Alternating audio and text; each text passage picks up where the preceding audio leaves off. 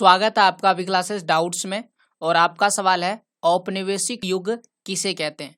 औपनिवेशिक युग को समझने से पहले आपको ये समझना होगा कि भारतीय इतिहास का 3 कालखंड है। पहला जो कालखंड है हम उसे प्राचीन इतिहास कहते हैं, दूसरा जो कालखंड है हम उसे मध्यकालीन इतिहास कहते हैं, और तीसरा जो कालखंड है हम उसे आधुनिक इतिहास कहते हैं।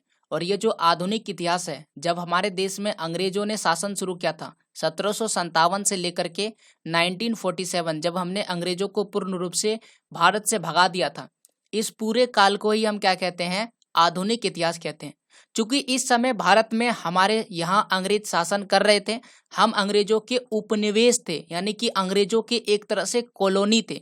उस समय पूरी दुनिया में जो पावरफुल देश थे, जैसे कि इंग्लैंड हो गया, जर्मनी हो गया, फ्रांस हो गया, और बाद में चल करके अमेरिका भी पावर में आया था, और उसके बाद हमारे एशिया में जापान में पावर आया था। तो ये जो पावरफुल देश थे ये किसी दूसरे देश को क्या कर लेते थे, अपना गुलाम बना लेते थे, और वहाँ पर जितना भी संसाधन है, प्राकृतिक रिसोर्सेस, प्राकृतिक संसाधन, खनिज, चाहे जो भी चीज़ है, उसे वो अपने देश ले जाते थे, और उनमें से जो बेशकीमती वस्तुएं होती थी उनको भी अपने देश ले जाते थे।